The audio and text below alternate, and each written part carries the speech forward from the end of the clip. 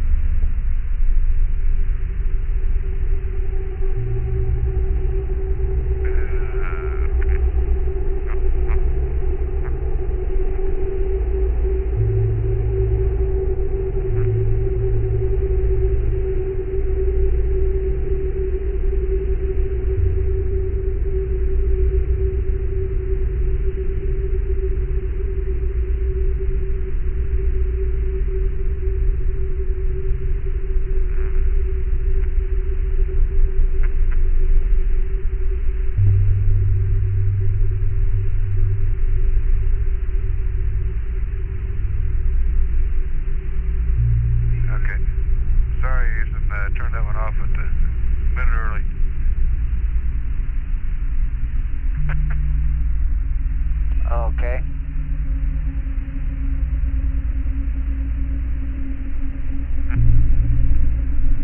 We'll pick up an extra minute on the next one.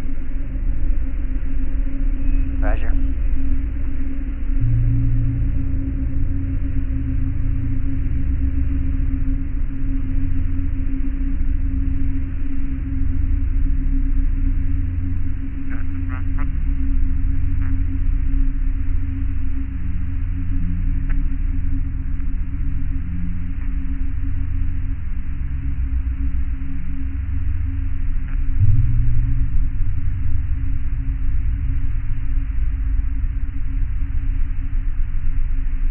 Okay, Houston, recorder's going off.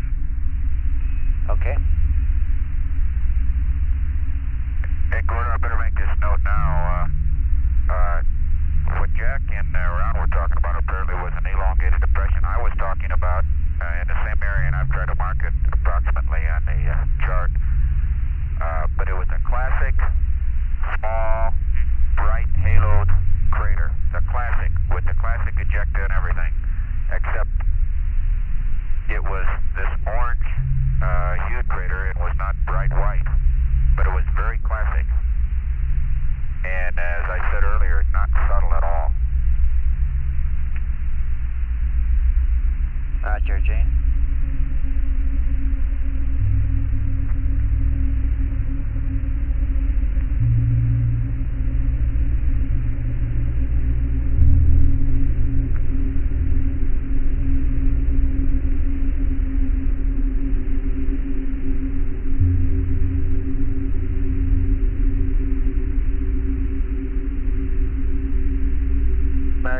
Houston, I have a TDI for Rev 72 pad. No hurry. Maybe you want to wait till sunset.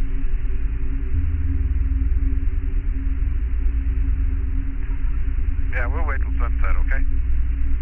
Okay.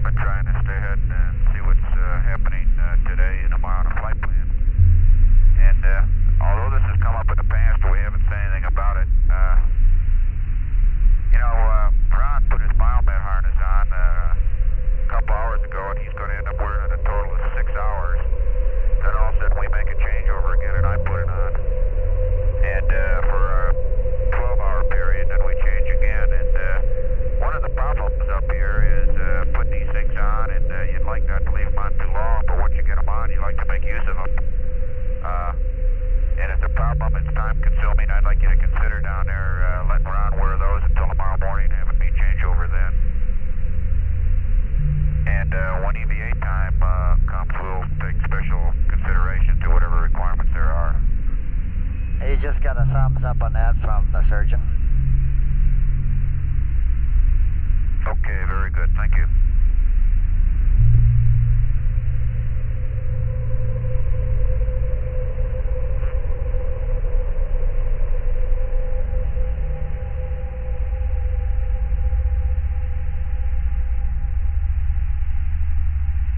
Okay, Houston, just took whatever the three were before 39 on Mag Yankee of Euler, Tobias Meyer, Terminator stuff. Okay, Ron, and for Jack, the surgeon says he's getting occasional erratic trace from Jack's biomed. He'll be happy if Jack wants to take a clear off.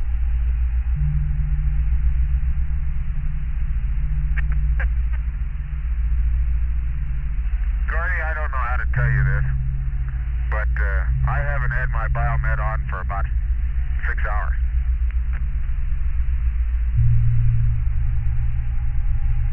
Okay. As a matter of fact, I haven't even had the sensors on. Well, we must be copying the heartbeat of the America or something then.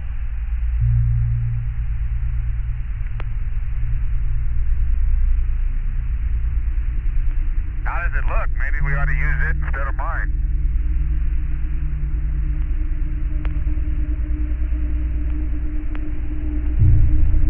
America's ticker is doing fine.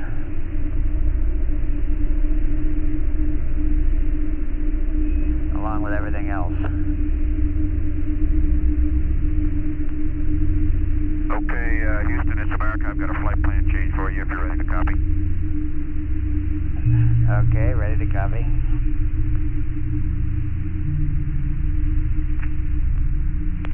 Okay, if you'll turn to page 3-26 at 2:17:52. Okay, go ahead. You can delete both those steps. Okay, we got that. Okay, if you'll turn to 2:30:40.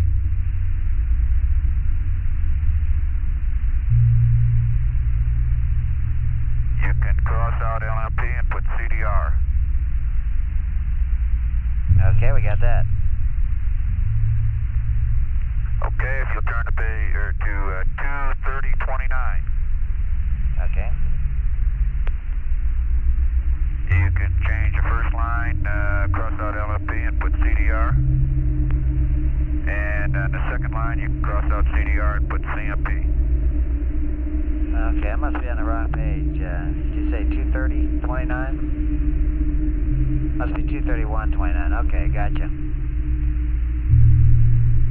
2:31:29. Cross out the LFP and put CDR in the first line, cross out CDR and put CMP. All right.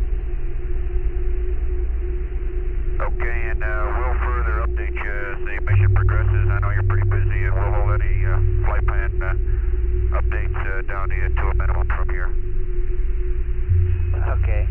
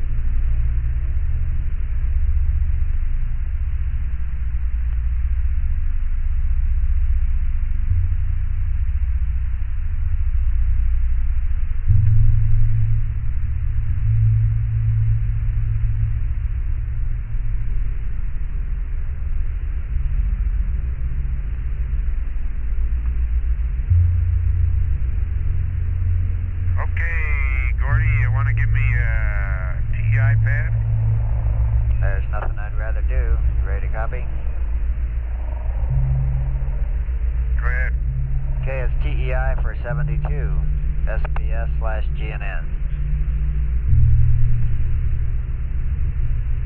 36477 plus 061 plus 083. Now 33 is 23042 59er17. Now 81 plus 28874 minus 0339er4 minus 00503 179er 09er5 356. Rest of the pads NA, GDC Star, Sirius, and Rigel.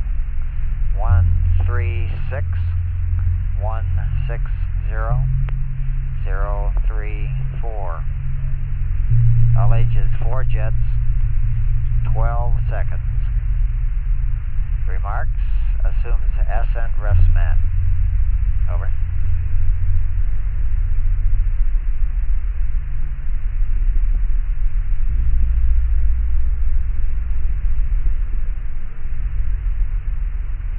Okay, DEI 72 SPS GNN 36477 plus 061 plus 083 230425917 plus 28874 minus 03394 minus 00503 179095 356.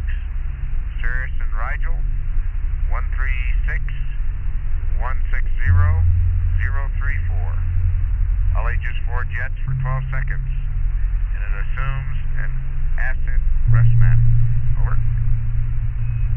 Okay, that's a good readback.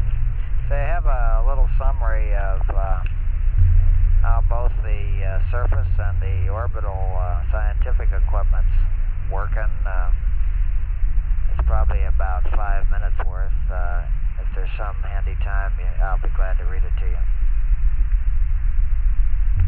Right now, Gordy, we'd love to hear it. Okay, let me start with the America's gear there. On the UV spectrometer, well, actually having to do with UV, back during Rev 38, they sent an Aero B sounding rocket from White Sands up, and it carried a UV spectrometer above the atmosphere and successfully acquired solar UV calibration data. Farside Terminator shows there is a hydrogen atmosphere, but it is much less than had been predicted. The PI is very happy with the Mode 4 maneuver. On the IR scanning radiometer, it's still performing beautifully, and the PI is getting lots of high-quality data, and I understand is ecstatic about it. On Rev 33, the crater Kepler-C showed up as a 132-degree Kelvin anomaly on a 94-degree Kelvin background after 11.6 days of lunar night. The crater Reiner was a similar anomaly on that revolution. In low orbit on Rev 9, Kepler-A showed a broad hotspot corresponding to its ejecta blanket with a sharp spike corresponding to the crater in the center. One cold spot anomaly seems to correspond to a cinder cone-like feature in Mare Orientale near the crater Hohmann. On the lunar sounder, telemetry monitoring of the sounder's average reflected power indicates that the Mare and Highlands exhibit markedly different reflectivity, both HF and VHF. The data is consistent with distinct layerings in the Mare, as would be expected, where the Mare flooded by successive layers of lava, although they say other explanations are possible. They don't see that layering indication in the Highlands. Predicted topographic signatures over features such such as craters and Mare ridges, have been confirmed in principle. Of course, as you know, until they get the film back, they can't really reach any definite conclusions. On the cameras, both cameras and the laser altimeter all appear to be performing very well. And everybody's especially happy with the solid laser altimeter performance. Okay, that kind of sums up the SimBay. Do you have any questions that I could chase down, or should I go on with the surface stuff?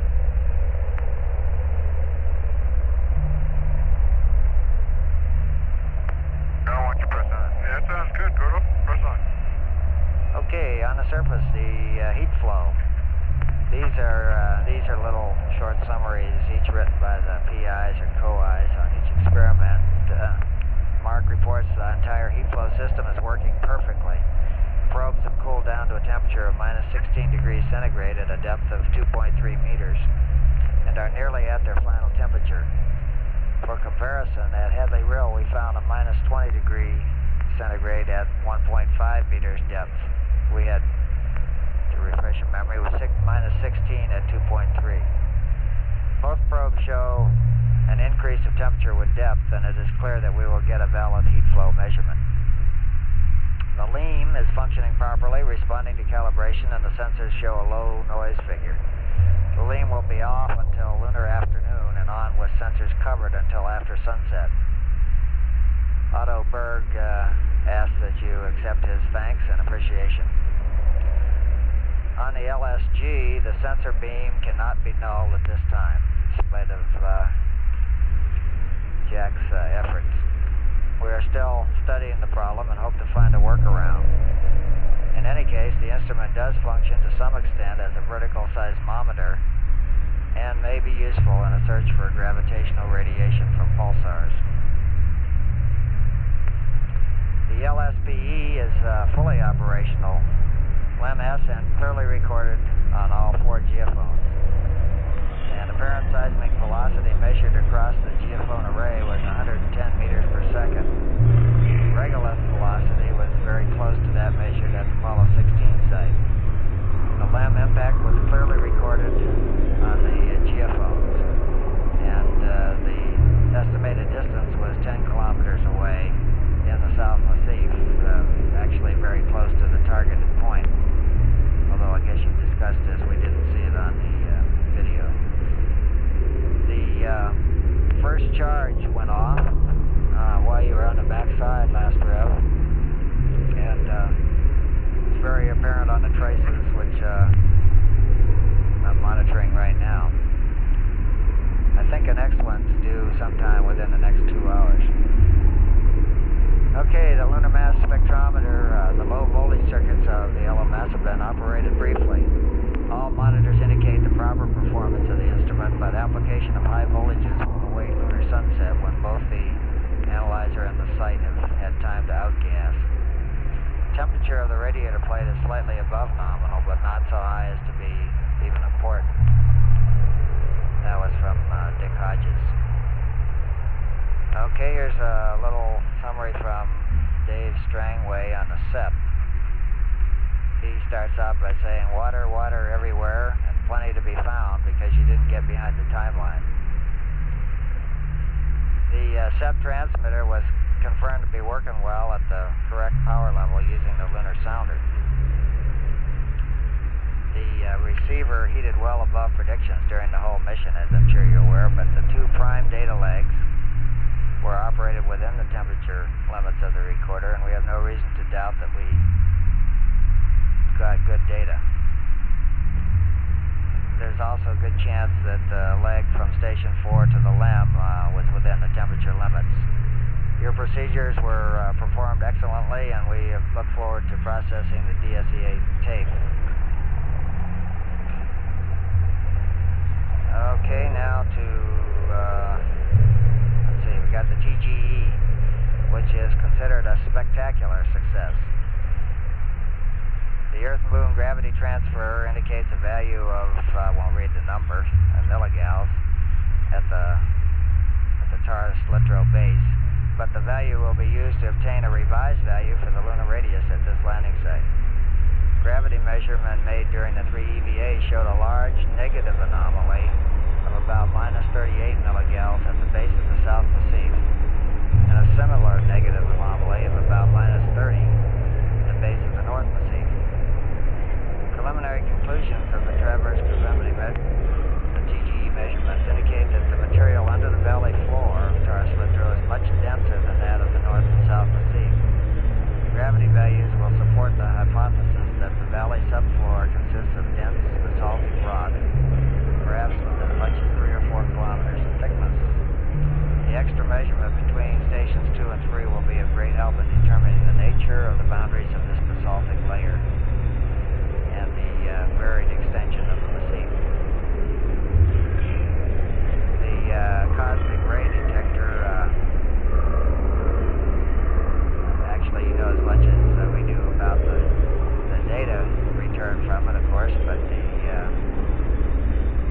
we did recover it early in EVA 3, as you remember, and that was due to minor increase in low-energy solar protons and heavier particles detected here, and the reduced exposure will not offset the scientific result. The neutron probe was exposed to the surface for 49 hours. PI estimates that the distance from the RTG to the probe is 40 meters, which will mean that the background count will be low, and he thanks you kindly for those few extra steps. And the last one was, to be summarized, was the field geology, and they asked for a very short summary, so Waltberger came through with 3 typewritten pages, so we're just going to skip the whole thing except the last line, which was to say that you guys did an outstanding job. Over.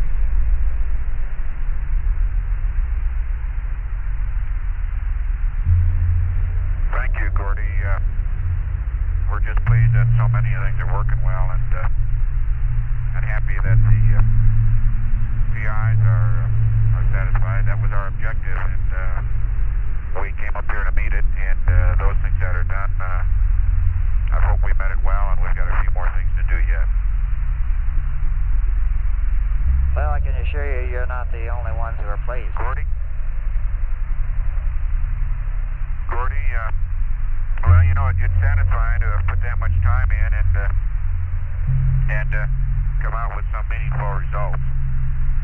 That makes us all feel good. Have you been able, or did you see that first charge on a video?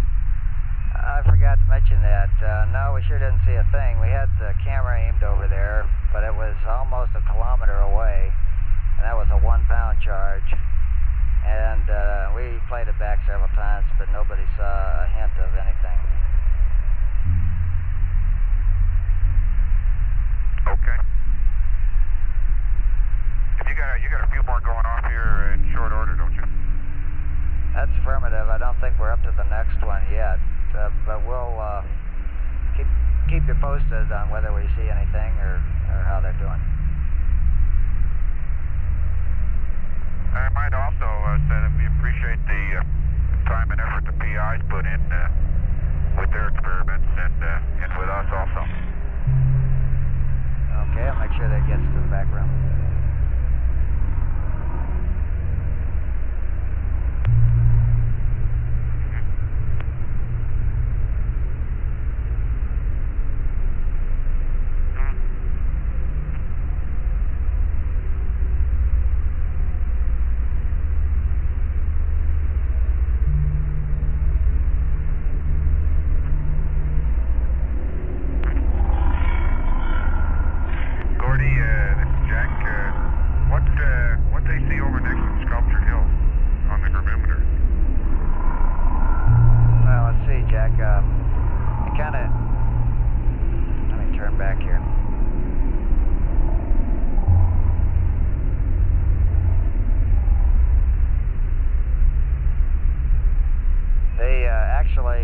Included, when they mentioned the negative anomaly of minus 30 milligals at the base of the North Massif, they said stations 6 and 8, parenthetically there. So evidently they're including the whole area there as the negative anomaly. I'll try to get a more amplified answer to your question. Yeah, could you see if you can verify with them that they were unable to, or there was no distinction between the measurements at the Sculptured Hills and the North Mississippi? Yeah, I'll work on that.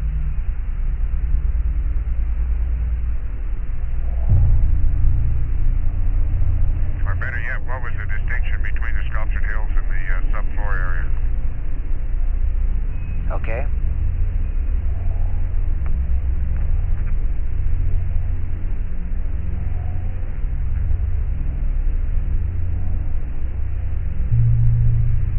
You may have to wait till next time around for your answer.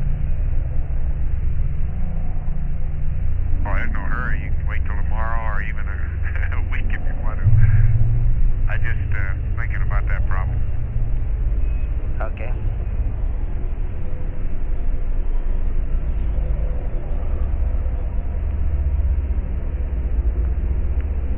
By the way, Gordy, you might tell Bob Walker, if he's around, that the cosmic ray, as far as I know, was untouched by human hands, at least on the moon, and it looked very, very clean when I put it in put it back together. Okay, Jack, we'll pass that along.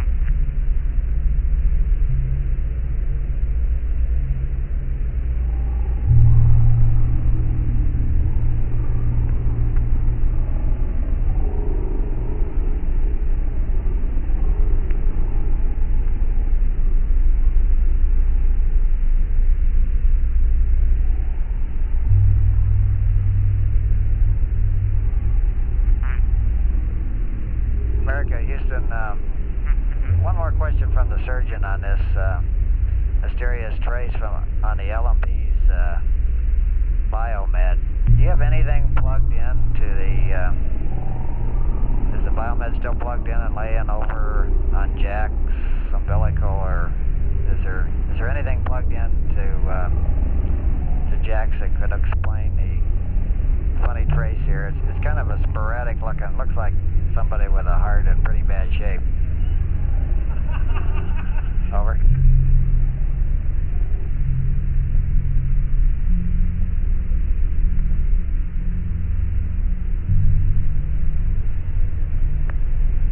Gordy, my heart has always been in bad shape for other reasons than the one the surgeon's thinking about.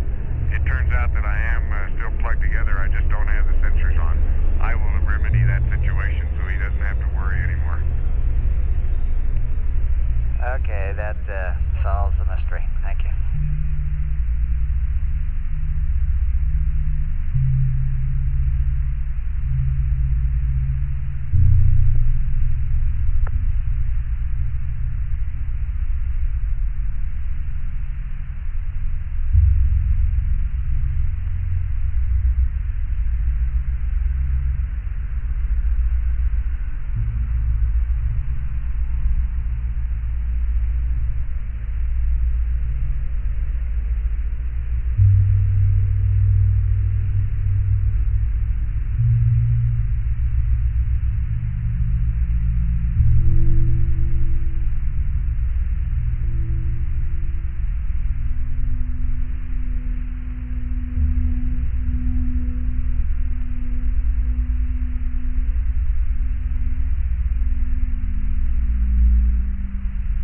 Hey, America, about 30 seconds to LOS.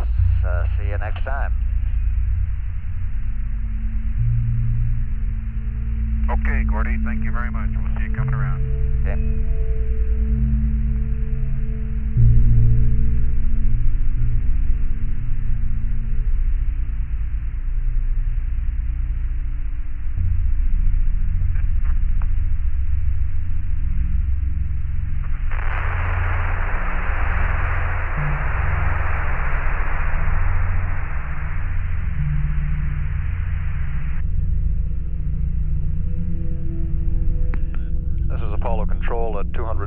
hours, 36 minutes.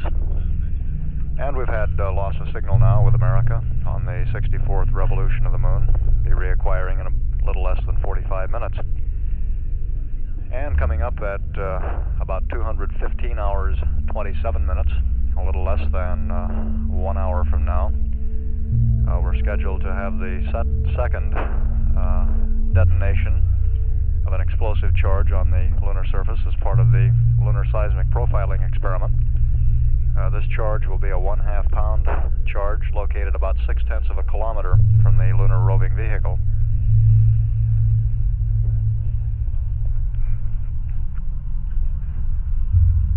The summary of science information read up to the crew by Capcom Gordon Fullerton will be available in the news center. We hope to get copies of the information read up to the crew to the news center and reproduced and available. It will, of course, also be available on the transcript somewhat later. At 214 hours, 37 minutes, this is Apollo Control, Houston.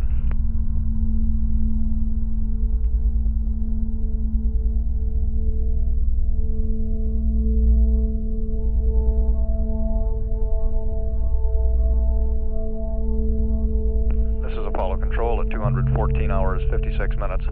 In about 1 minute, we'll be commanding the television on the lunar roving vehicle on. And we'll have it positioned to look for this second explosive charge, which is going to be fired at about 215 hours, 27 minutes. This charge is part of the lunar seismic profiling experiment. It is a 1/2 pound charge of explosives located about 6/10 of a kilometer southeast of the lunar roving vehicle.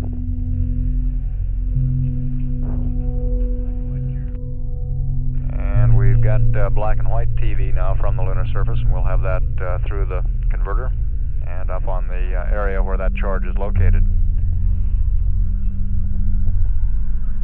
And the instrumentation communications engineer will be putting that camera in the proper position.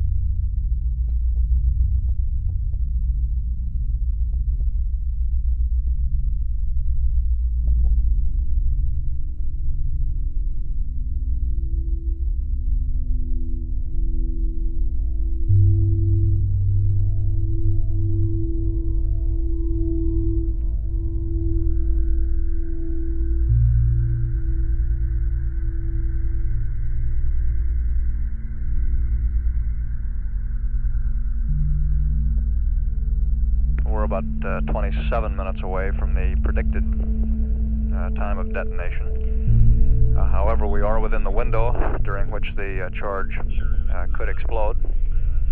As we mentioned on the previous charge, this window is brought about by the fact that the timer is a mechanical timer. The firing charge is sent continuously during the window, and as the timer moves across the face of the firing pin, the firing charge going in, or the firing command going in continuously, fires the charge as the window moves across the pin.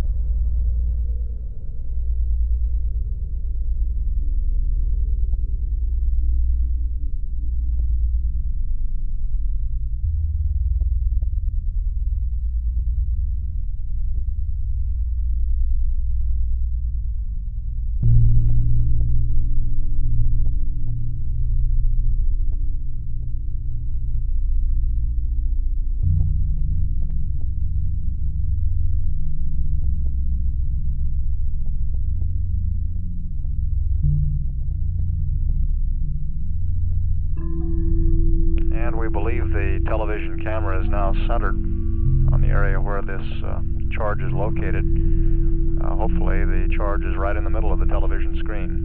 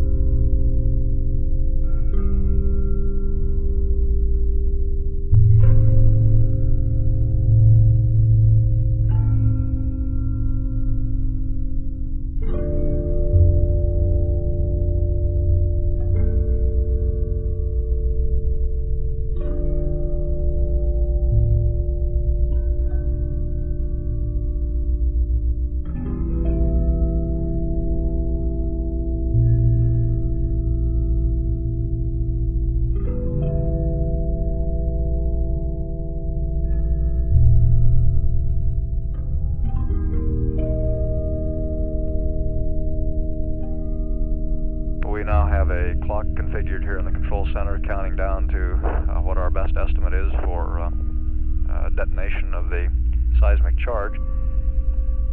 And our T0 time is about 20 minutes away, 20 minutes 17 seconds to be exact.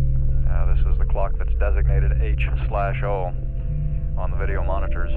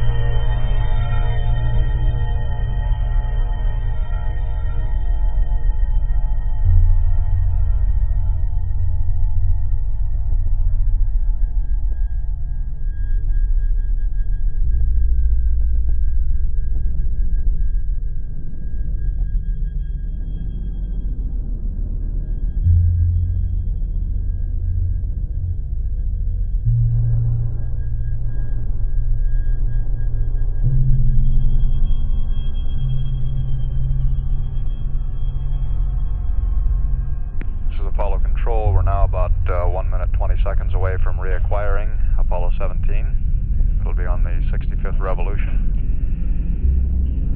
And we're looking through the lunar rover television camera at the spot on the moon where we believe the second of two seismic charges to be detonated is located. We do have a problem with the TV camera in that it appears to be heating up close to the acceptable limit, and it could become necessary to shut the camera down prior to the time that we have the detonation. This decision will be based in part on what sort of priorities the scientists have for other things they would like to view with the camera in relation to the detonation of this charge.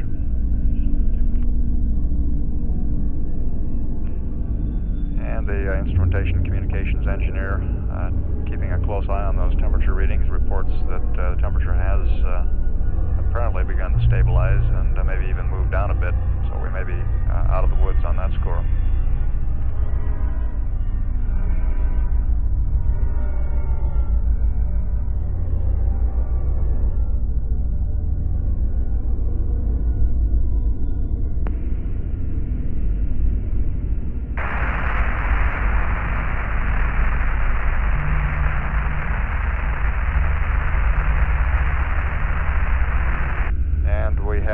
Acquisition of signal. We should get a good stable lock on shortly, which will decrease the noise on the air-to-ground circuit.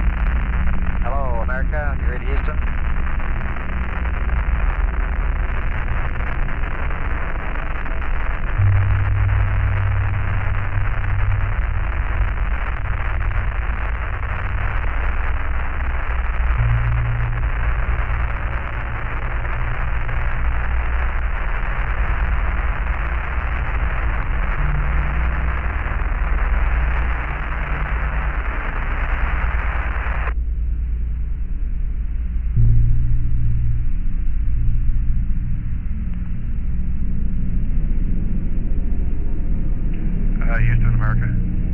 Yeah, America, loud and clear. Okay, Houston, America here. The mapper, when we took the image motion from off to on, and then the mapping camera switch from off to on also, I think. Maybe it was standby to on. But anyhow, as soon as we went up to on, they had a barber pole on the talkback. Went back to standby, and just before AOS, or just about AOS there, at 2:15:20, about 2:15:20. Then we got a gray on the talkback with the mapping camera switch to standby. Then we went back through the cycle and it worked okay, so it's working now and it's on. So what I'm saying is it didn't start working until about 2:0. Okay, Ron, we got that.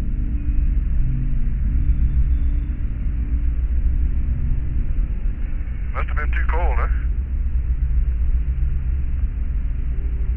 Well, look at it. Don't know.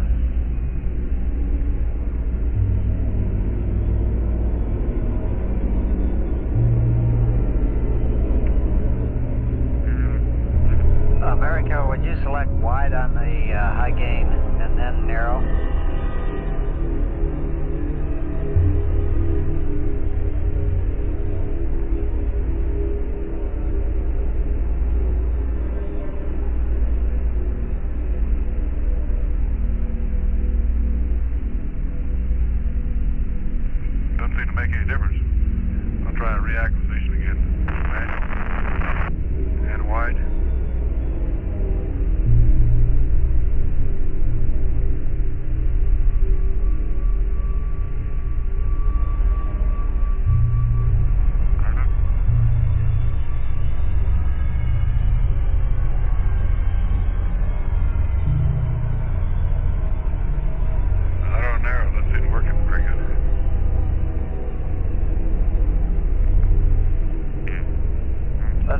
Kuriak, Ron. You're in a skin reflection zone there. It's probably the problem.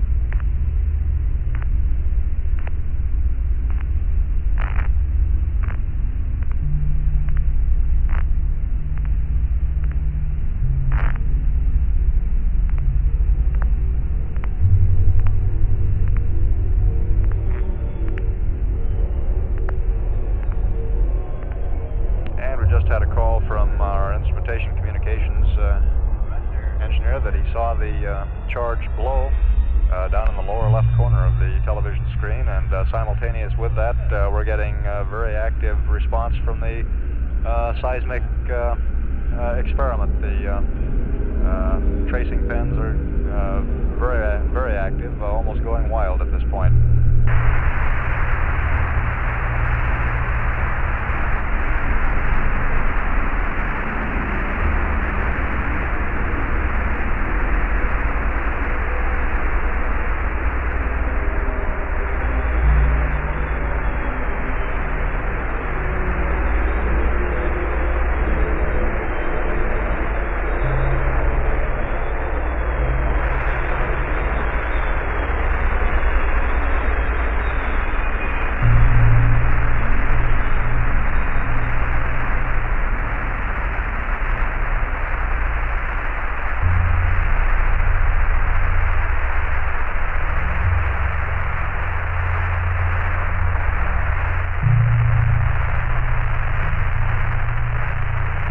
The scientists in the back room here also confirm having seen the charge explode.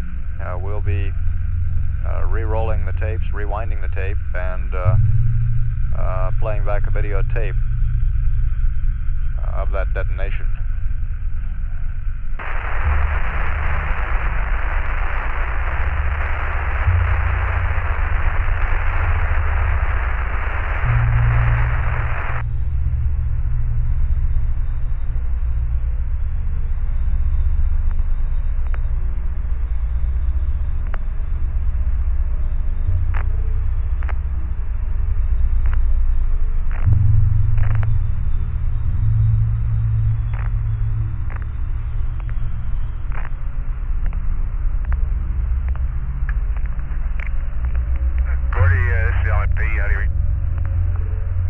Jack, you're loud and clear. Okay, add to that little discussion of the pool bottom cone-shaped craters that I had, I think last rev, that the one place there seems to be some variety in the freshest of those kinds of craters is in Mare Smithy, where the ejecta blanket of many of those kind of craters has some small dark halo craters on them, have small dark halo craters on them. 3 or 4 or half a dozen per crater on occasion.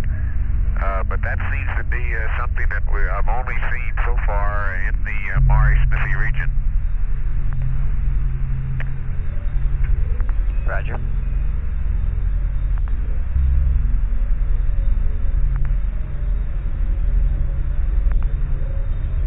They're superposed on the bright ray or ejecta blanket and our ejecta blanket system of the of those fresh cone craters. Okay.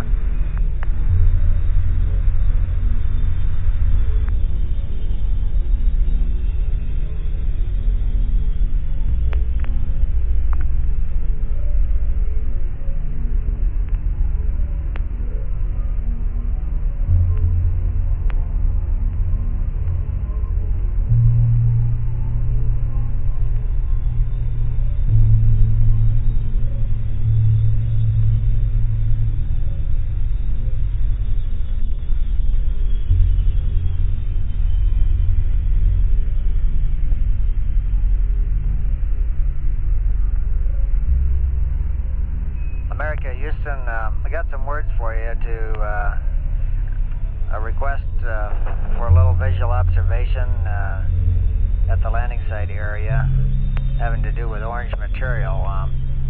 If you're ready for about a 5-minute briefing, I'd like to give it to you now so you can get set up.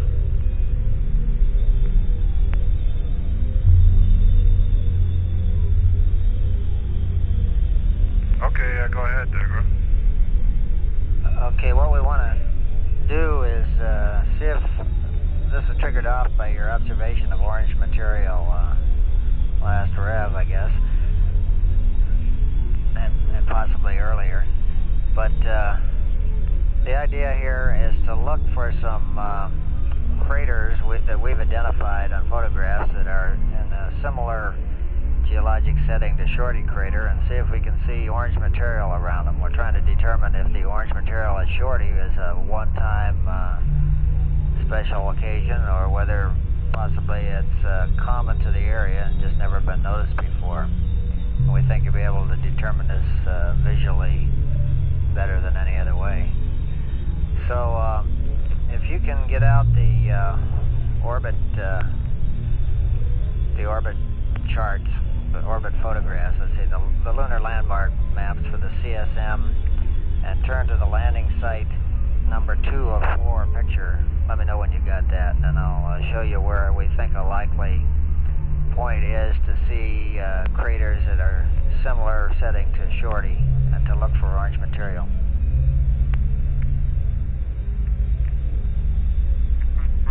Okay, Gordy, we'll do that. I've made a couple passes with the binoculars over the dark mantle around Littrow already and have seen nothing comparable with what's around Sulpicius, but let's have the examples and we'll make a special effort on it. Okay, have you got the site photo number 2 of 4? Here it is. Stand by, just one.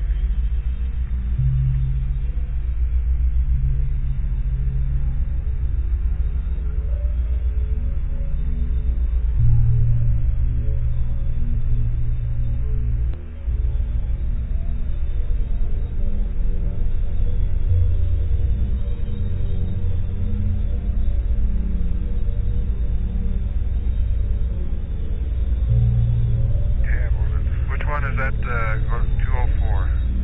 No, number 2 of 4 of the site photos. Oh, 2 of 4.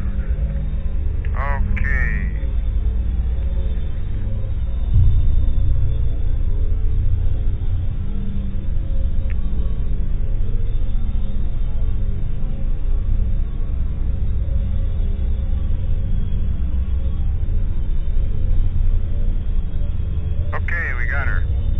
Okay, you can see the landing site there at down about 4 o'clock, and the 7-kilometer crater on the center line of the page, about a third of the way down from the top. The large bright crater there is Littrow B is the name of it. Got it.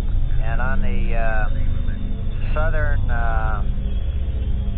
half of the ejecta blanket from that crater, there are several dark halo craters, which we think are in a similar structure as Shorty.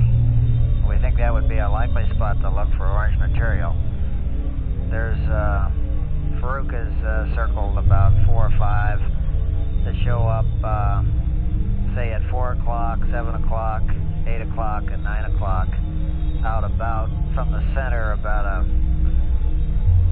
crater diameter, in other words, a crater radius beyond the lip, roughly. We suggest that you utilize the best window and your attitude, which you should be maneuvering to now if I haven't completely interrupted the flight plan, is in that attitude window, let's see, 1 is the best, and 4 should point up that way also. We suggest you get somebody on the binoculars at 1 and use the same camera setup with the exception of using the 250 millimeter lens if you can that you're going to be setting up for as per the flight plan for the orbital science photos. If you could put the 250 on there, use KK as shown and F8, 1/250th and infinity. I'll repeat that when you get to it. For the pictures, if you see anything. What we're looking for is orange material.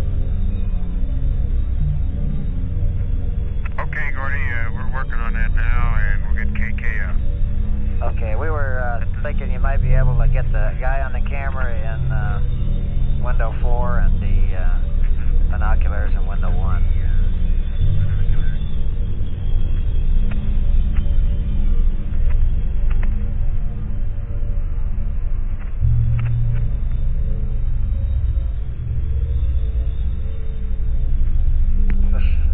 This is Apollo Control. We're about ready to replay now the videotape showing that second seismic charge detonating. You'll see it down in the lower left corner of the screen. It'll appear as a bright flash with little or no dust visible. I think maybe you're right about window 4, possibly being a photography window. I get oriented right. I thought you... Oh. There you go.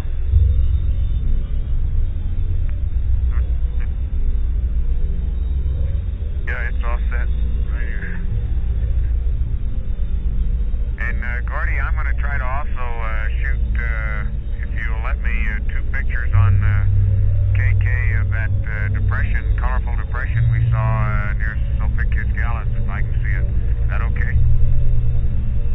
Okay, I'll give you a unilateral go on those 2 frames, and we suggest you use 2 or 3 frames on this area we've been talking about also, in addition to the schedule. Okay. 28. If we get short of film or something, Farouk says the last part of this orbital science photos, after you get to the end of the run, change to 125th of a second, is kind of marginal for photography anyway. Right.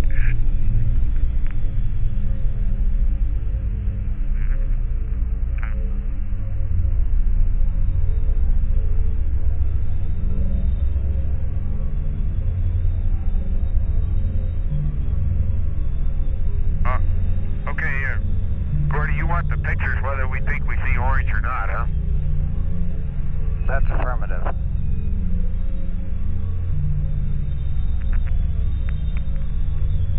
That's very strange.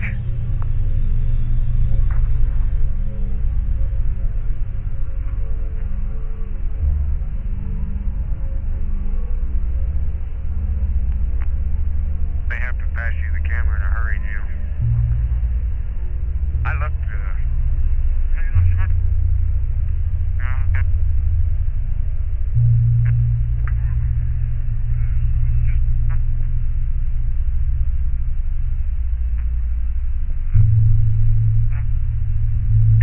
Gordy, the craters we're seeing around Sulpicius that are orange, orangish, are very clearly orange, orangish gray, and the whole, or at least most of the crater is that way.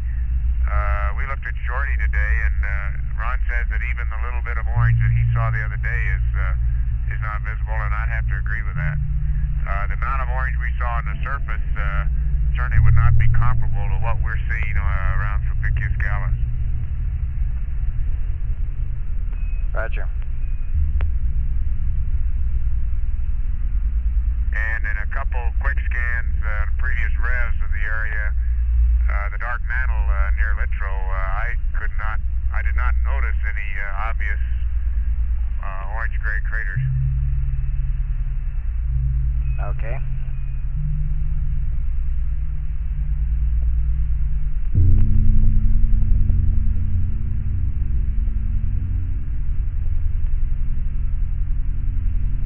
Just to make, to be sure we're clear on this, we suggest that area to look for them only as a likely spot, but any evidence of craters with orange material in the whole dark mantle area around Littrow and the edge of tranquility there is worth noting and getting a picture of if you see it.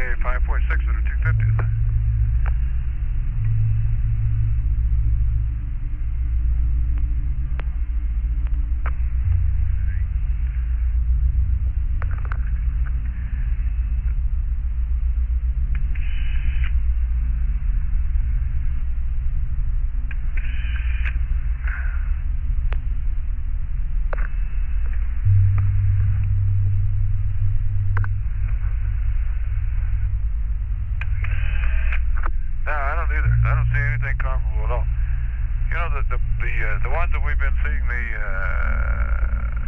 definite orange or the light tan stuff around are pure light ejecta blankets around them, not dark.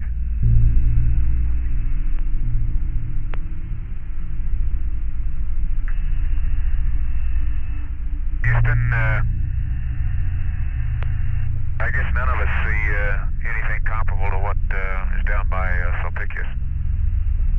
And no obvious color either. Raj. Well, they're comparable to Shorty, but they're not comparable to they're not comparable to the ones that we've been seeing. The obvious orange. No, the craters are comparable to Shorty, as Ron points out, and but the color is not there. Okay. Yeah. We'd like to give you a couple spacecraft chores. I'd like to terminate the charge on battery B and turn H2 tank 1 fans on. Hand me the camera. H2 tank 1 fans going on, and I'll get that charge in just a second. Okay, and just a reminder to go back to F4 Are you going to be able to get at that? a 250th when you get ready for the orbital science photos. Also the 80 millimeter lens if you happen to have the 250 on there.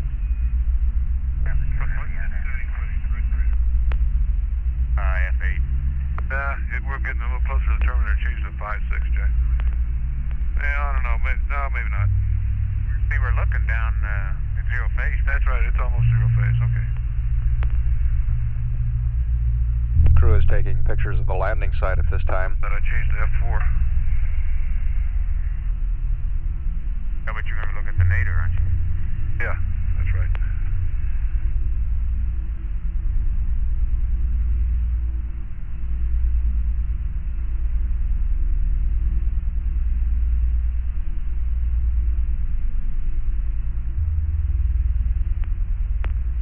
Are you sure we want the, yeah, that's right, 8-second intervalometer for looking at the nadir with the 80 millimeter, right?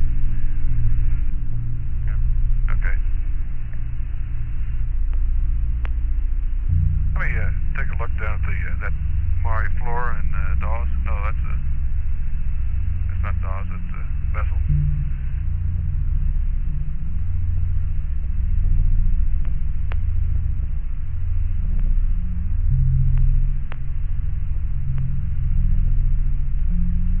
Doesn't look like Dawes. Dawes has got a bunch of little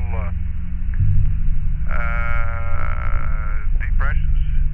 They look like rimless pits in the bottom of it.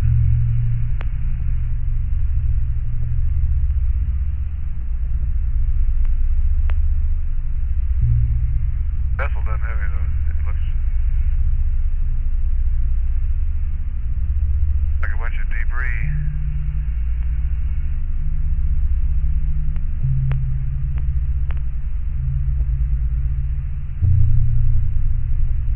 There you go, Gene.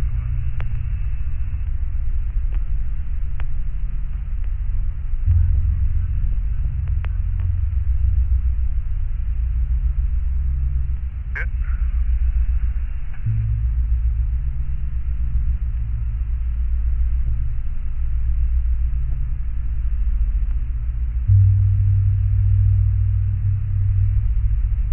Yeah, that's it.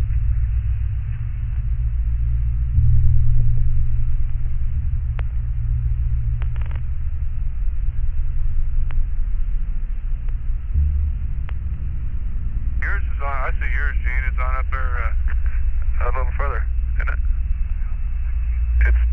But all of these are in the, this is not out in the Mare floor of Serenitatis. It's on the hills there, the Jemez Mountains. It's just to the west of the Sulpicius Gallus Rill. And it's a elongate feature that runs kind of northwest by southeast.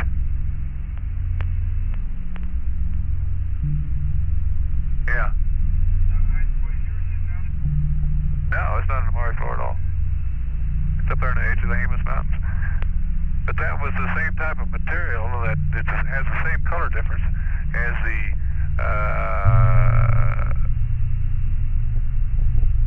the material around the taquet rails back there. Yeah, see all those bright orange craters right in the Sulpicius Gallus reel up at the north end of it?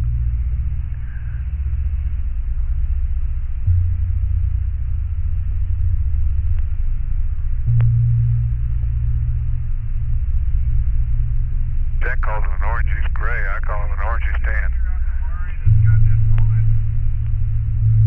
No.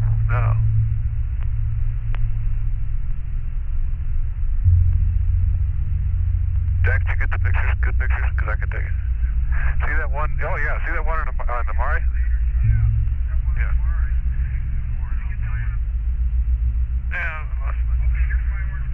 Here, take it. Yep, that's it. Yeah, I can do it.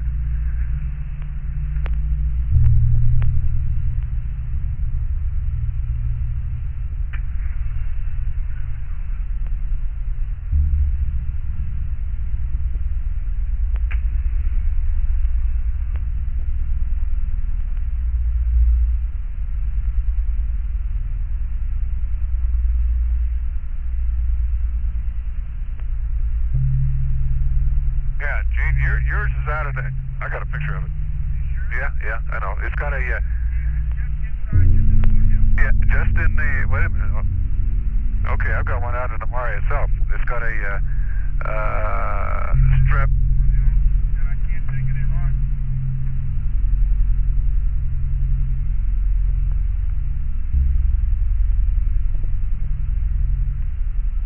Yeah, let me get I see one out there, I'll get it.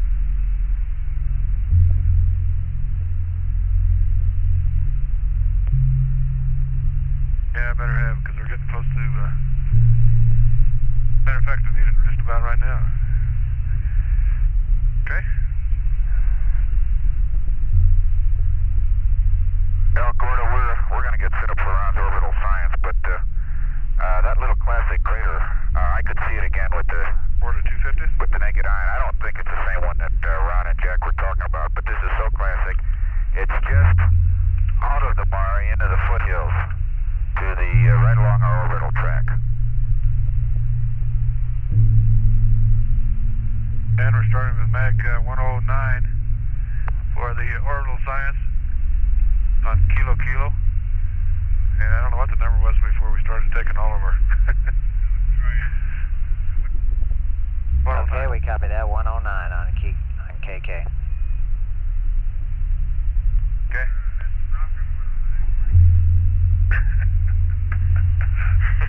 Fortunately.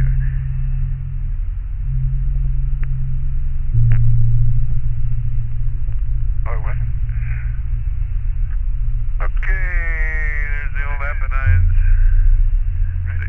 Where are we heading for on this, Gordy? Can you give me a clue as we go along? South Imbrium. Well, yeah, South Imbrium is a big thing.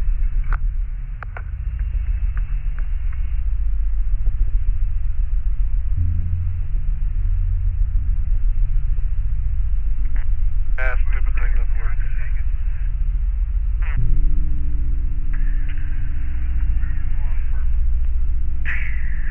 I got that one. I took it. Yeah, I did. Gordy, Go ahead.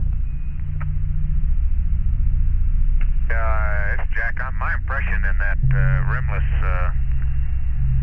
V-shaped depression that had the striking tailus on it, that it also it was a spotted or mottled rim area that has the orangish tan or orangish gray color as the spots, and it looked as if this pass, and I'll try to verify it if we have another opportunity.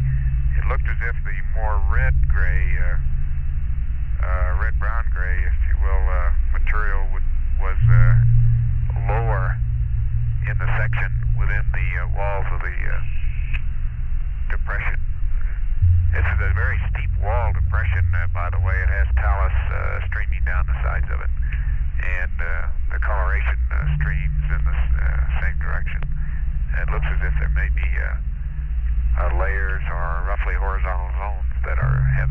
formation that we're seeing, which are forming the talus slopes down below them. Break window I changed to 2.8. Okay, not till you get on up the line, Ron, and to Lambert. Oh, okay. Lambert? Okay. And your pictures are pretty much right along the nadir.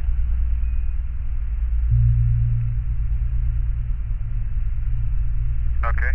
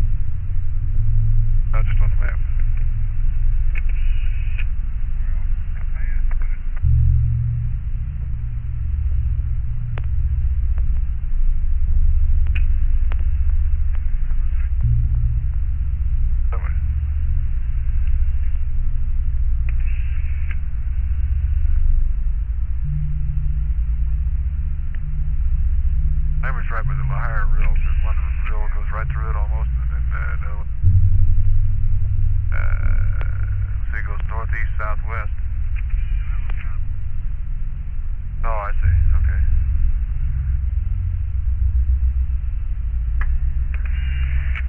Gordy, getting a good oblique view of Copernicus on this trip, and some of the dark halo craters that we mapped originally on the north portion of the ejecta blanket, which are similar to Copernicus H, are very clearly darker halo than or have darker blankets around them than the ejecta blanket from Copernicus. Roger, and Ron should be due to change to 2.8 about now. And this is a good view of the central peaks, although from some distance, and as Ron and I were discussing earlier, it's not at all clear that in fact that dike does not come through as a so-called dike, as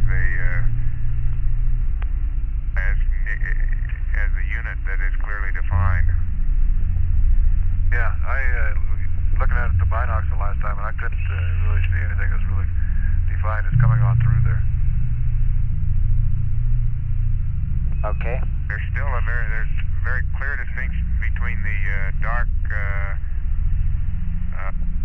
floor material of Copernicus and the hummocky floor material, the dark smooth being in the northwest quadrant.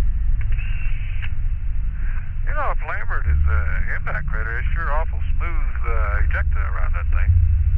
It only goes out about a half a crater diameter, maybe a crater at the crater diameter, some spots at the most. But it's not rough and blocky looking, you know, smooth, smooth undulating.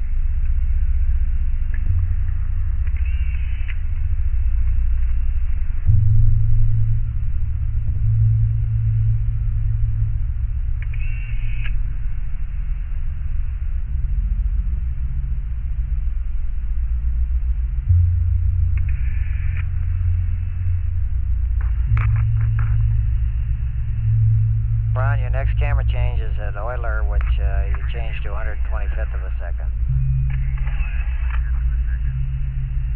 Yeah, I think we just crumped. Did. Got a film? Yep. Want that other mag? Go ahead and throw Oscar in there, see if it'll work. Need a dark slide. Here.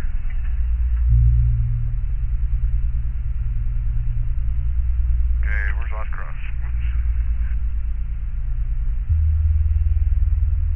BHBW. Good.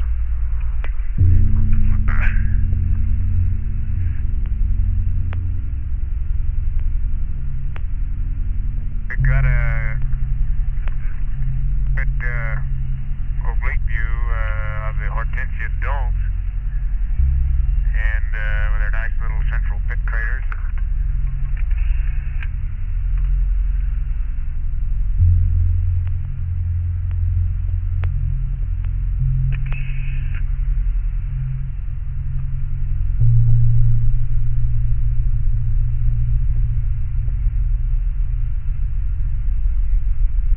Did we hit the stick or something?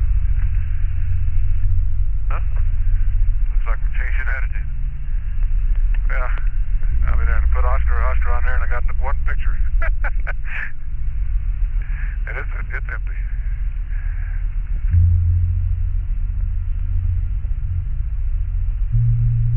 Yeah. He's probably right. Those won't come out too good there anyhow. Too close to the Terminator for this kind of film. Yeah, we agree with that, Ron. Farouk was mentioning that was kind of, beyond Euler was pretty marginal anyway. Yeah.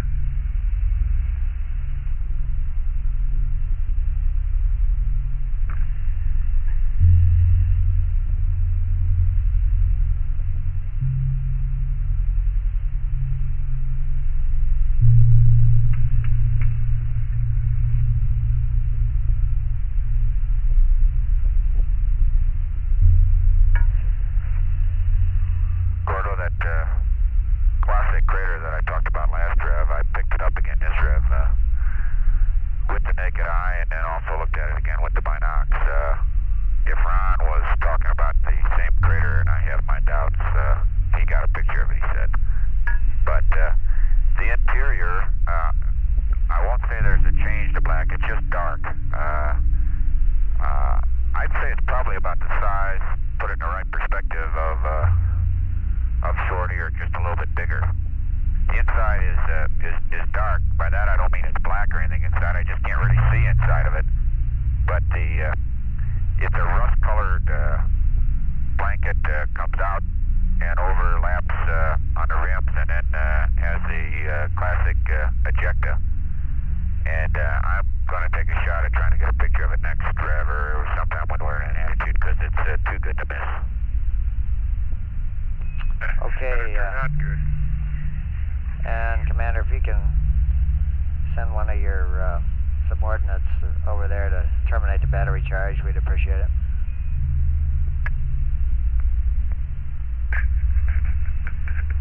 Okay, that's in work.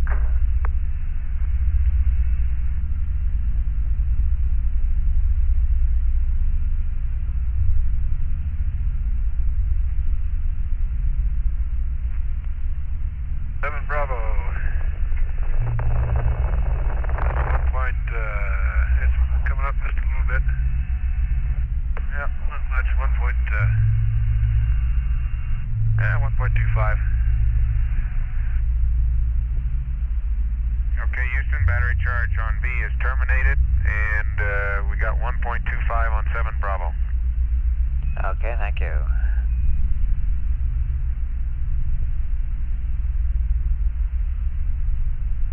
Here's November. It may have 3 or 4 pictures left. It's on 160. Finish that one up.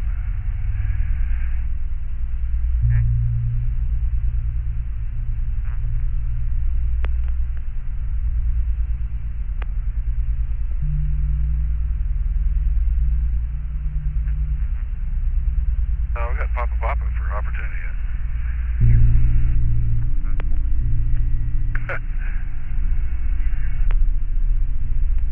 Yeah, okay.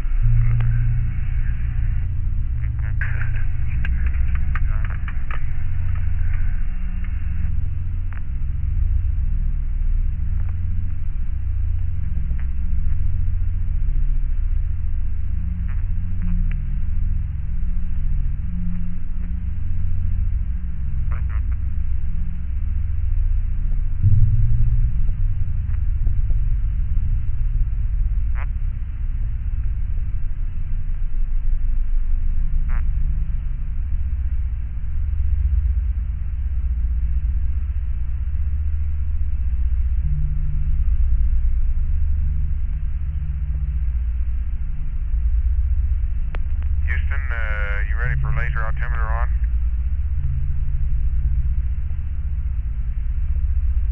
Stand by.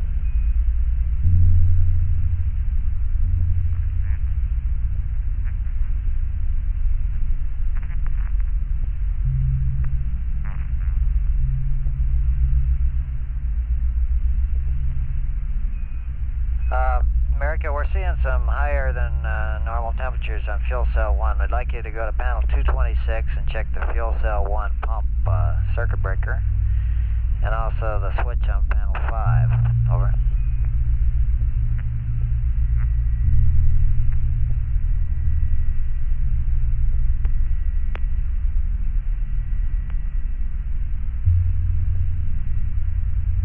Well, don't ask me how it happened, but your switch on panel 5 is off.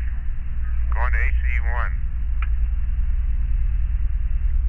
Okay, I guess that's the best news that we could have had on that. And we're ready for the laser altimeter. Okay, hey, whenever Gordy. you get to attitude. Gordy? Here's one you can explain to me. When I turned that on, well, I guess that I got a sudden drop in H2 flow, and then it went up, overshot a little bit, and now it's steady. I suspect that's what your ECOM friend there will say should happen.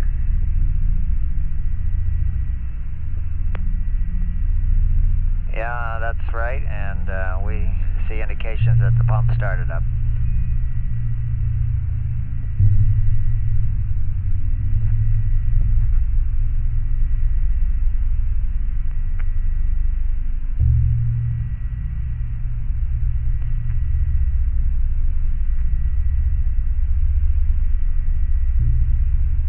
Okay, that's a good call. I can't, how long have you noticed that, Gordy? You know? Oh, it's been about 3 minutes, Jack. Okay, I guess I'm to blame then. Don't know how it happened.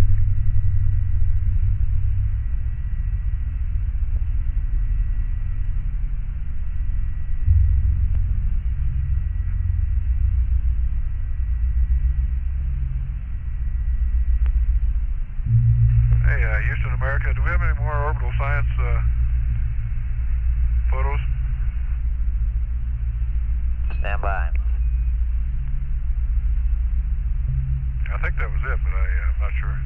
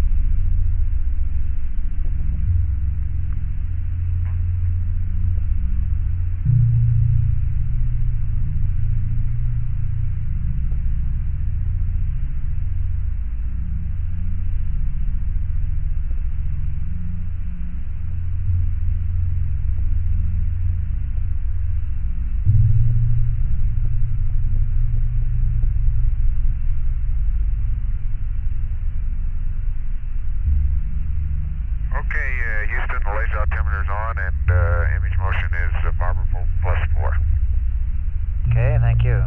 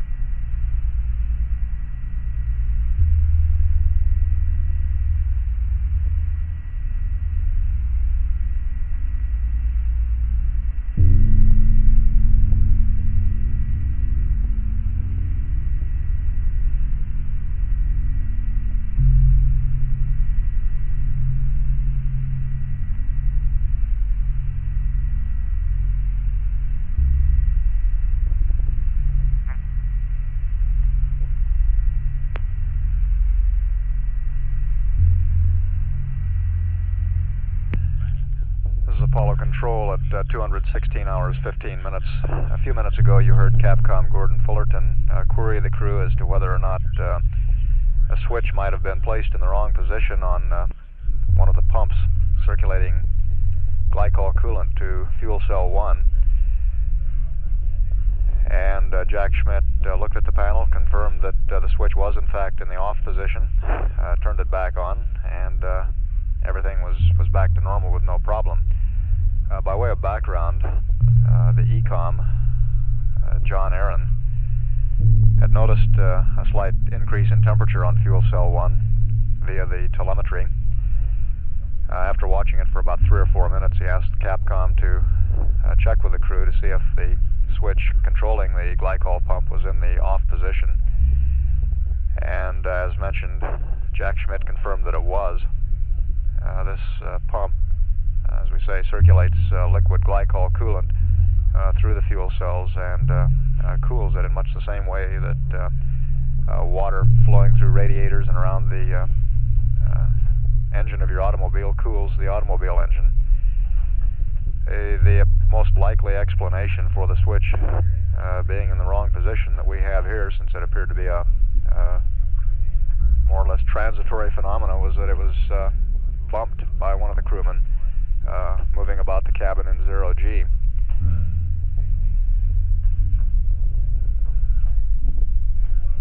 The fuel cell temperatures very quickly dropped back to normal once the pump was turned on again.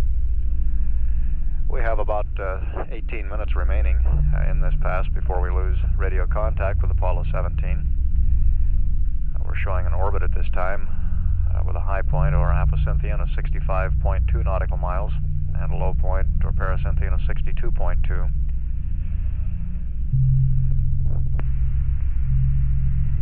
Among the other statistics, the orbital weight of the CSM at this time is 36,477 pounds, and the orbital period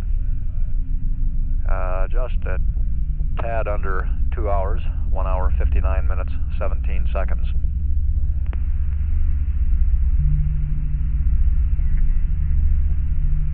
Say, Ron, this is Houston. There's no more scheduled orbital science photos. We can't seem to run down Farouk to see if he has anything up his sleeve. There are a couple passes with black and white coming up, one next rev and then a couple just prior to TEI. Okay, looks like what we've got left here, as far as I can tell anyhow, is just we've got all of magazine Papa and maybe four or five up on November. Okay, and we'll come back to you if there's anything we got in mind to schedule on either of those. Okay, we want to save some for after TEI too. Shooting back at the moon. Roger.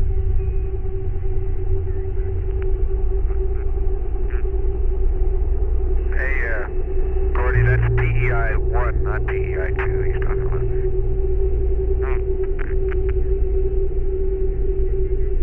Okay, I see what he said. Roger. TEI period. That's right.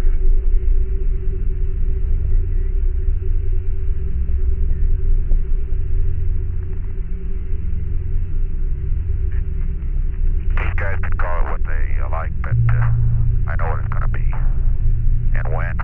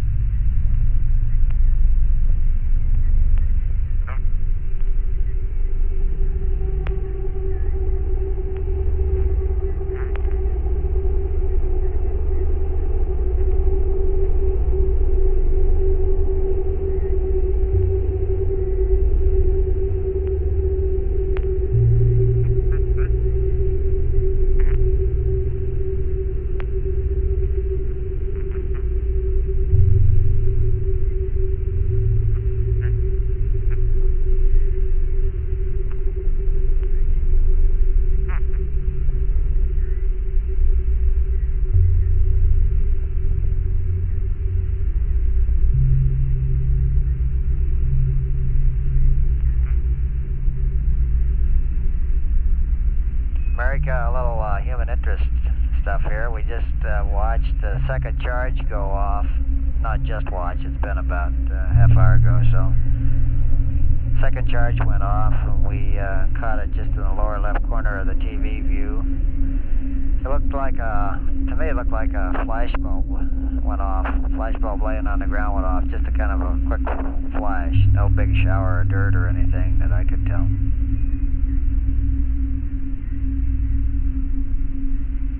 How far away do you expect that one was, Gordy? That one was 600 meters away.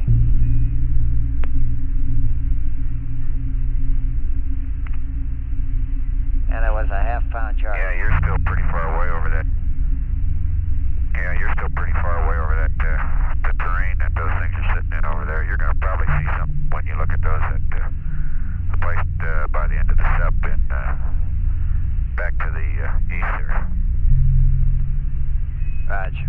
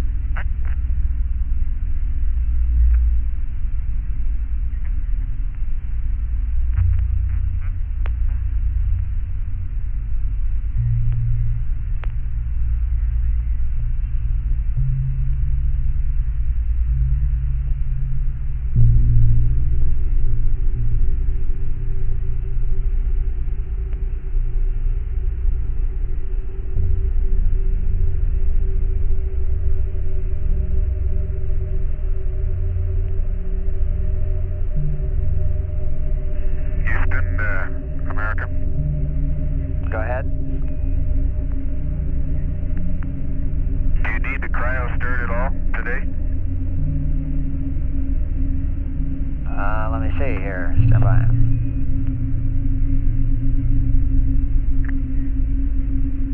No, I guess you've been bouncing around there enough.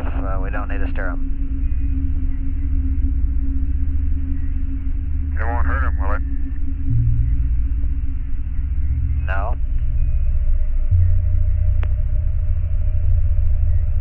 Okay.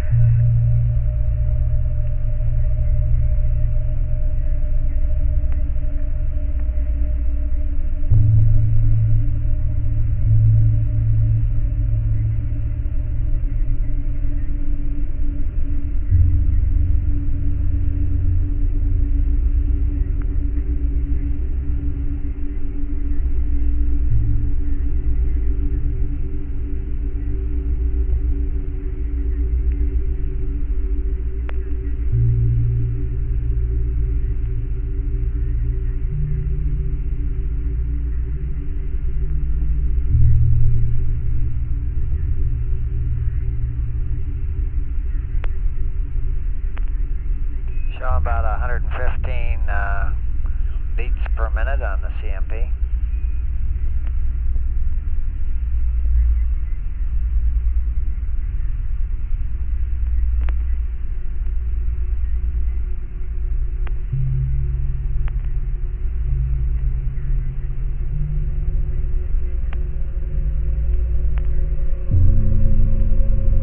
That call of 115 beats refers to Ron Evans' heart rate, the command module pilot exercising at this time.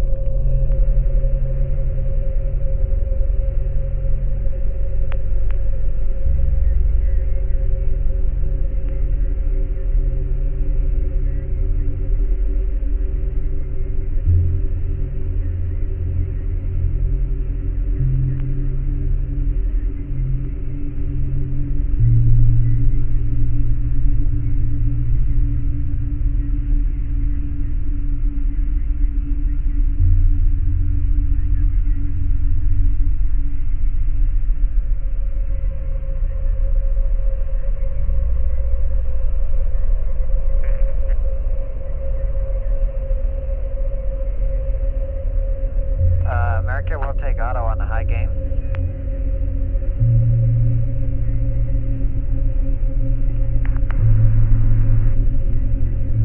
Okay, you've got auto.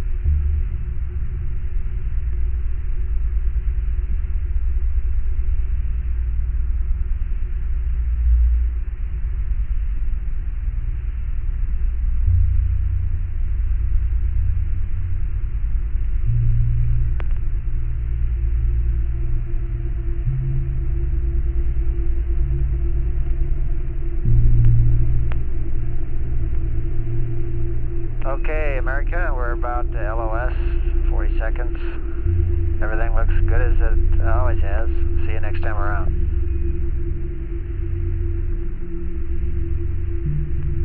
See you, Gordy. Thanks for keeping an eye on us.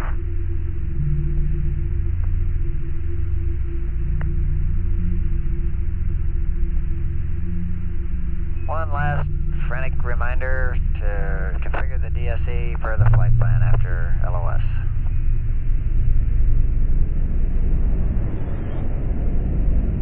Okay, we'll get it.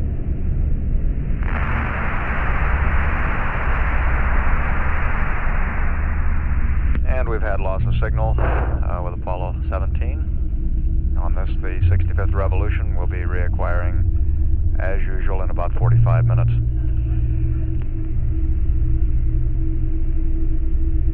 And for the rest of the flight plan up to the cruise sleep period, which begins at about 220 hours, we have a relatively quiet time, very little scheduled in the flight plan. Have an eat period. During the next revolution, crew will be operating the panoramic camera in the sim bay. They're scheduled to be in the midst of an exercise period at this time, and we could confirm from the biomedical data on Ron Evans, his heart rate, that he was indeed exercising.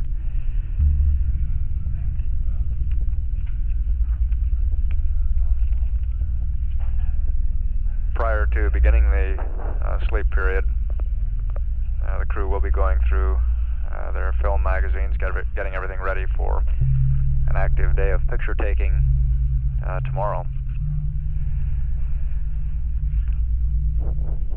There will be a lunar surface science briefing at 9:20 a.m.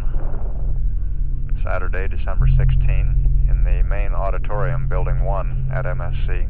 Again, that time is 9:20 a.m. December 16. At 216 hours, 37 minutes, this is Apollo Control, Houston.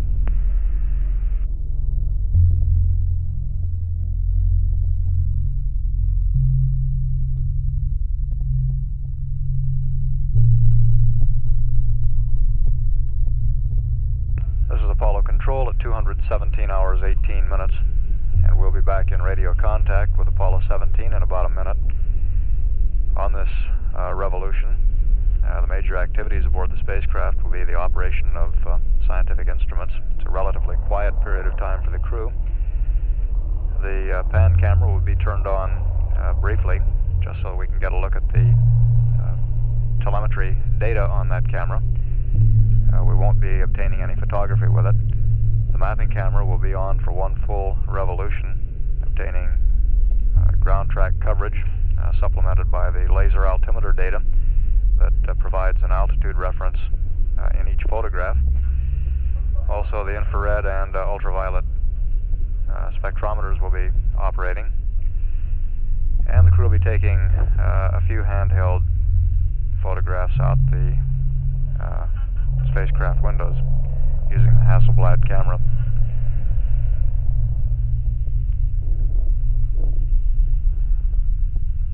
We may have a bit of noisy communications toward the beginning of this pass. We've just gotten acquisition of signal, and we'll be receiving the spacecraft through one of the 85-foot dish antennas rather than the 210 antenna. We do have acquisition of signal now, and appear to have reasonably good signal strength.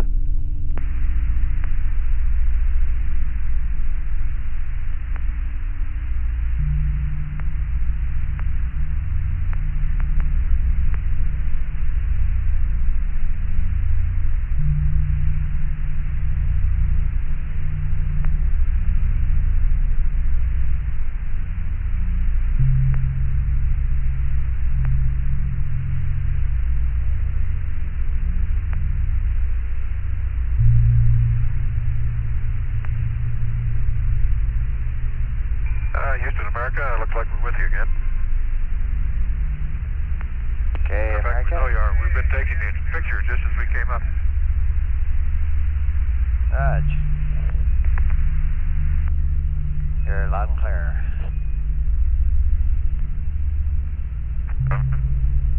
Okay.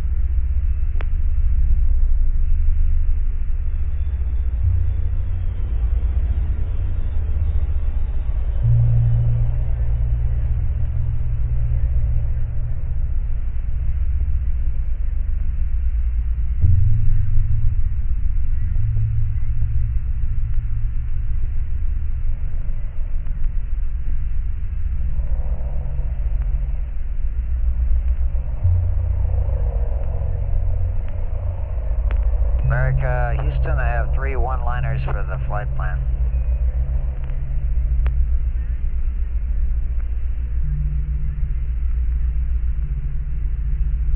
Is this the same flight plan we've been working on up here?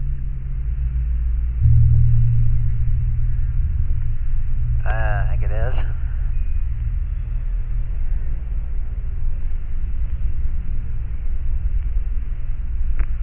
Okay, Gordy, go ahead. Okay, at 21809er, delete mapping camera, retract. At 21830, delete mapping camera, laser altimeter cover, closed. And at 21959, next page. In addition to IR and UV covers open, put in laser altimeter on.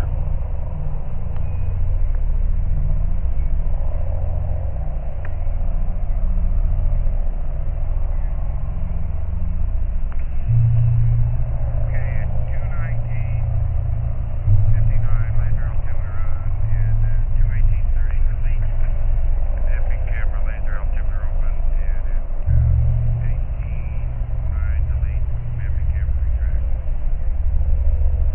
Okay, that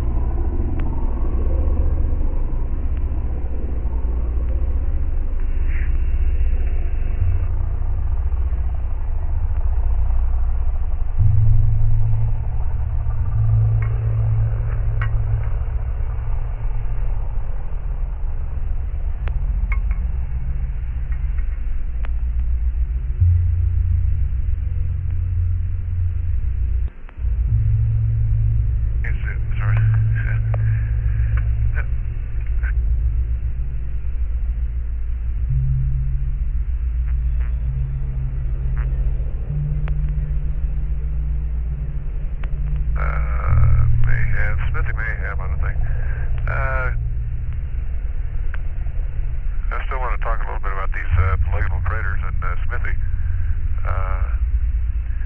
The one right above Rev 62 picture on the thing, there's definitely kind of an undated old depression there with a very smooth Mare floor on the thing with two old craters.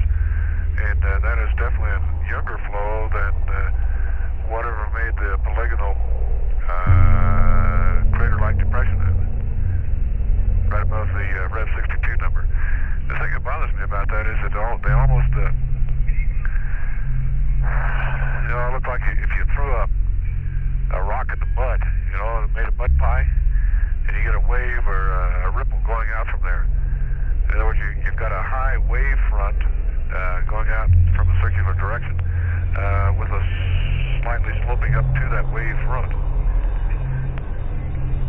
That's on the inner ring on the thing. The outer ring, of course, is a typical type ring that you get from an impact type of an operation. It looked like the rough-looking floors of those ring basins essentially have the same albedo, the same characteristic as the rougher-looking floor in the Mare Smithy itself. Okay, Ron. We'll take high gain auto.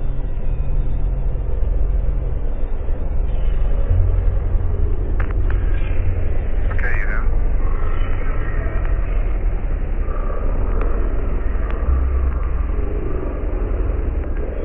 And I took a picture of that one in Smithy, Stream 160 on Mag, November. And the reason I took the picture is really because on the western edge of the big basin, it looks like there's a small impact crater, but it's only been dished out in the more recent flat, dark gray Mare material. And it looks like when it comes to the edge of the original basin ring, that part is not ejected out at all. So essentially you have a cone-type depression with an impact crater. The material has only been excavated in the newer Mare material. Okay, I understand that. Say again where that one is. Well, that's the one above Rev 62, or directly north of the Wright brothers, at the 12 o'clock position from the Wright brothers.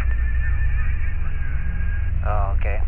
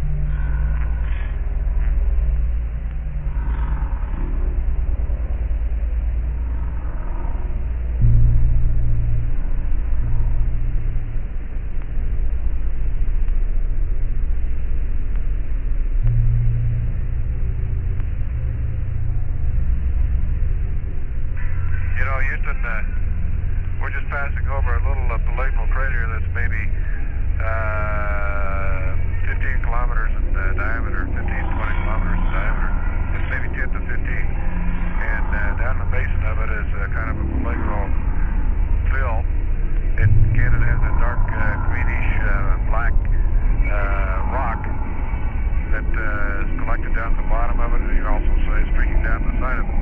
But I think one of the most significant features about the crater itself is that it has a swirl, and these are honest to goodness, they look like swirls rather than rays.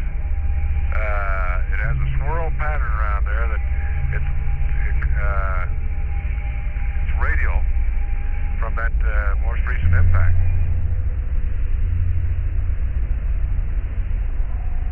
Roger, Ron.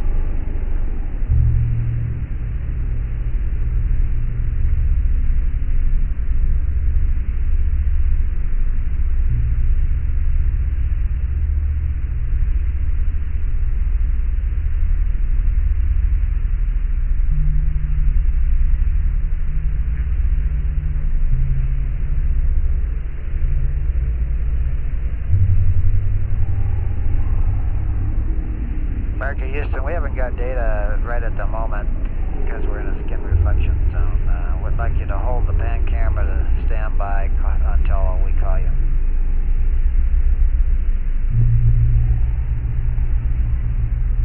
Thank you. Okay. Hey.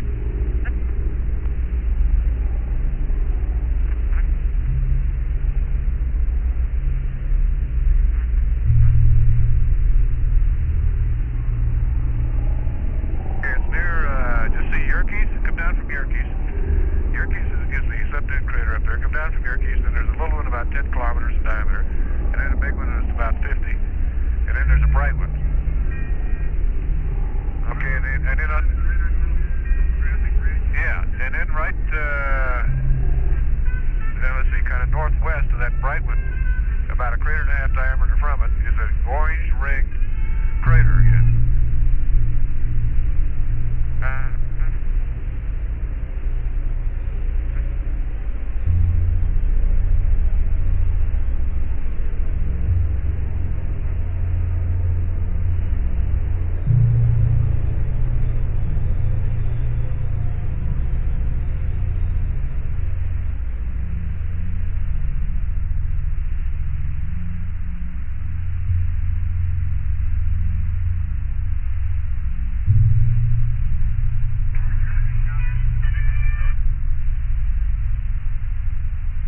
Right next to just a bright one there, just about a crater and a half diameter from the bright one. See, it's an orange ring on it, isn't it? That's the one we were talking. I get it, yeah. No, that's right. It's not classic, but it's another example of an orangish, tannish. Let's see what. See that bright crater down there? Right, just about a crater and a half diameter to the north of it. F8 is 250, that ought to be good.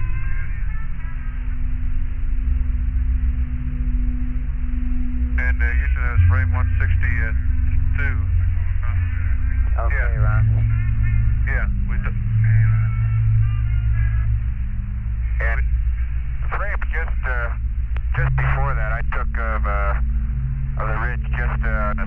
image of tritium.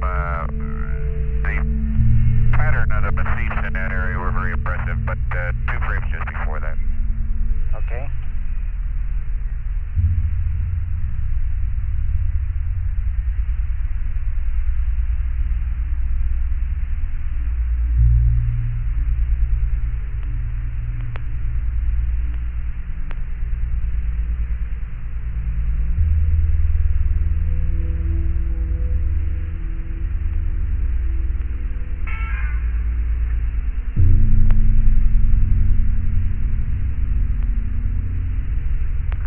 Houston, one other question. I was looking around here in my film and I got MAG Victor, which is VHBW for the Nikon. And looking at the flight plan, it doesn't look like we're going to be able to use that anytime. I just wonder if we might be able to use it for some of these Terminator photos.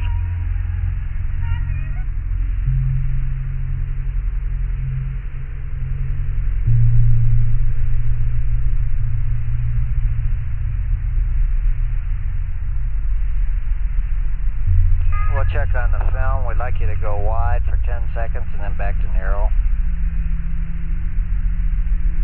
Okay. Here's wide.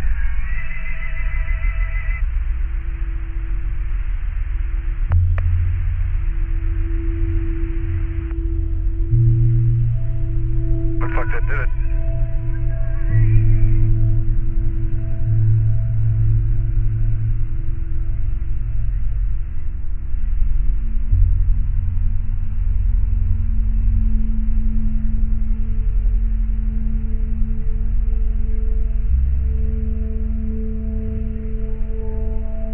Okay, Ron, the high gain looks good, and on the film, it's your option on that magazine. There's no scheduled usage. Oh, okay, thank you. Okay, you want pan camera power on now? That's firm. We're ready now. Okay, it's on.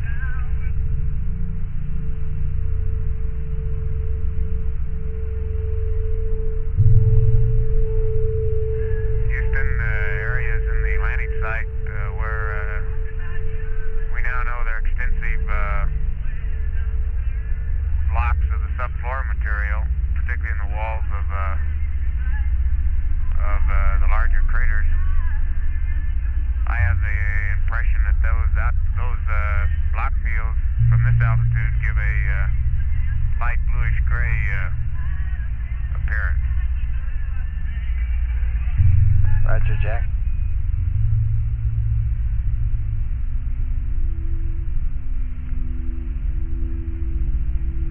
I don't know how far we can extrapolate that in other craters, but we might start trying a little bit. Roger.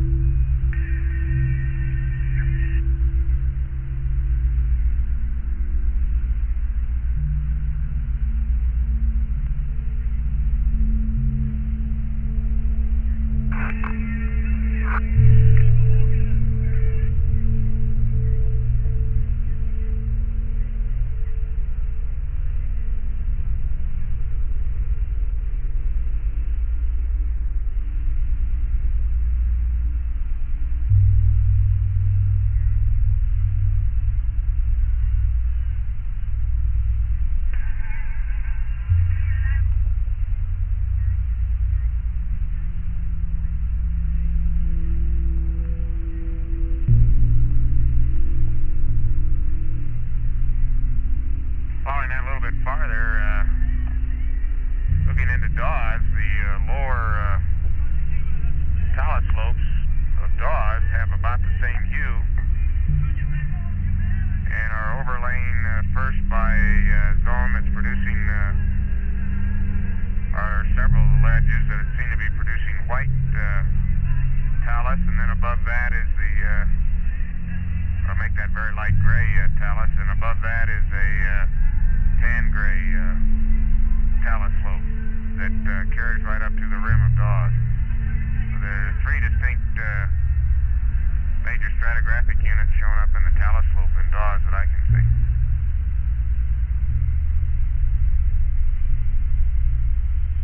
Can you see any holes in the square holes in the floor of Dawes here?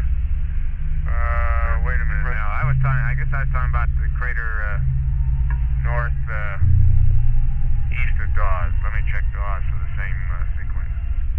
No, Dawes is the little one down here. That other one's okay, take it back again. That was Dawes I was talking about. Judy, you using the binocs? Yeah, I talked about Dawes already.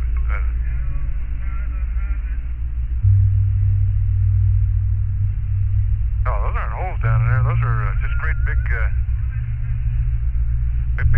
blocks that have fallen off of the side of the mountain, side of the...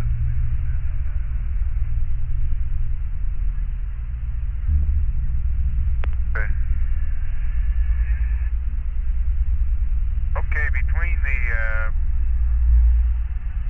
tan gray and the very light gray, there may be another thin and possibly inner mitten zone of just a plain apparently gray unit forming in the talus slope.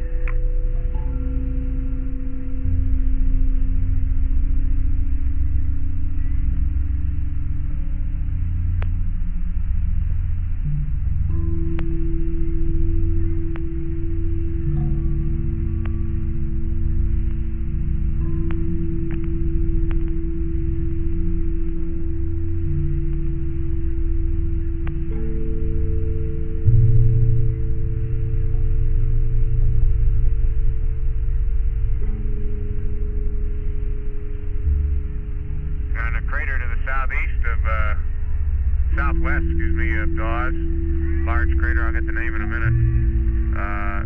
You see the lower bluish gray unit, and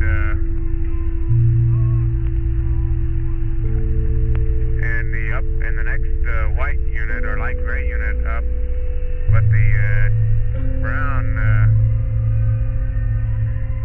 gray unit is not nearly so evident at the top. In fact, I didn't really say I could recognize it there at all. I'll have to check that one though, put a query by it.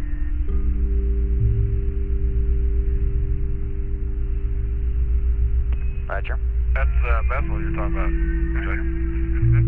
Yeah. Is that the Serenity? No, one back. Oh, Plinius. Plinius? Plinius is that rough looking one. Yeah, that was Plinius I was talking about.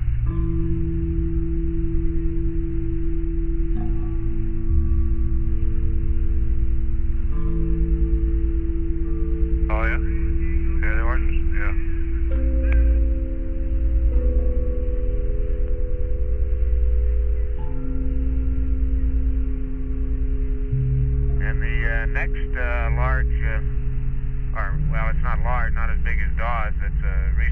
crater that to the west, the talus is largely just white debris on the slope of it. But it doesn't look like it penetrated nearly as deep as the other two we talked about.